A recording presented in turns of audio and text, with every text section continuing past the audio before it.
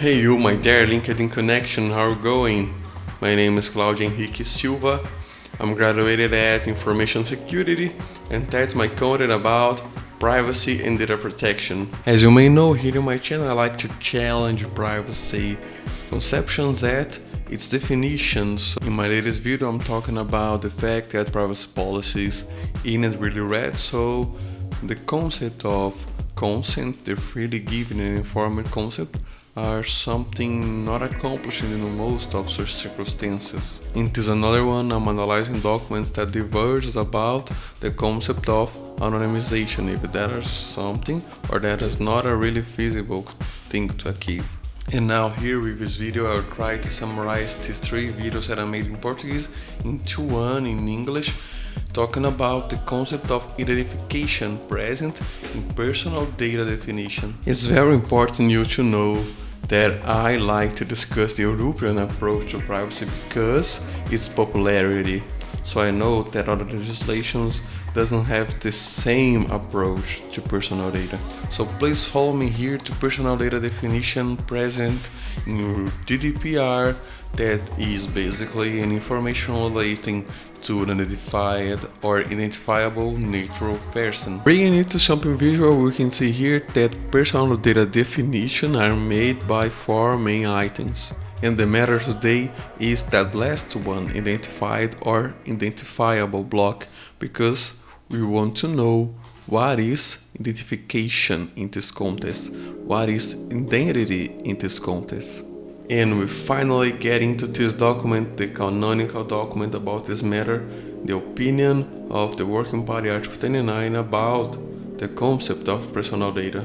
So we can see here that 4 blocks approach that I told you, and then going to the third element, identified or identifiable. For identification, we can see here that this document tells us that it is normally achieved through a particular piece of information which hold a particularly privileged and close relationship with a particular individual. But coming into the first element, we can see here that an information to be personal data is not necessarily to be true or proven with collide with is writing right here. So moving on in our investigation about what identification means, we can see here that in general terms a natural person can be considered identified when she or he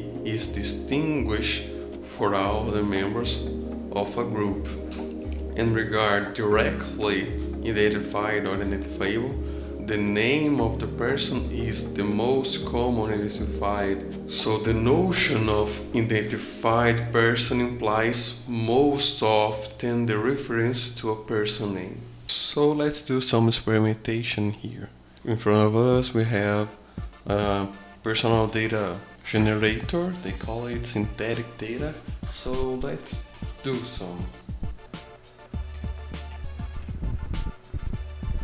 We will take one row, copy it and paste it right here.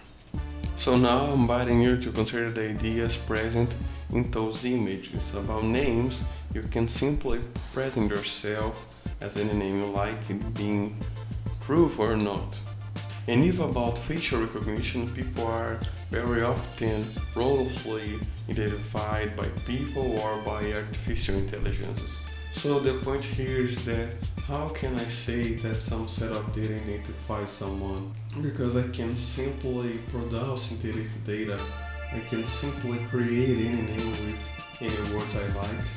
So the current approach to privacy doesn't give me this explanation. So trying to save us some time, let's skip for this document. This is a report for data protection in telecommunication environments elaborated by Consultative Committee for Convention 108. And so they assume that the concept of identification or identifiability is important because it's defined the scope of the subject, but the concept of identity is unclear in relation to certain new situations.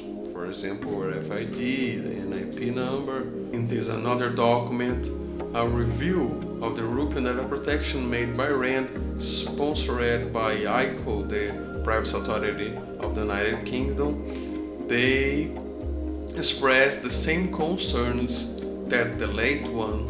They see here that determining what constitutes personal data becomes particularly acute in the concept of mobile telecommunication, because the relation between the data and the data subject is unclear. So guys, I think I made myself clear that there is a problem in personal data conceptualization in the point of its identifiability. Another document said so. So now you know it too, and that's my objective here. See you next video.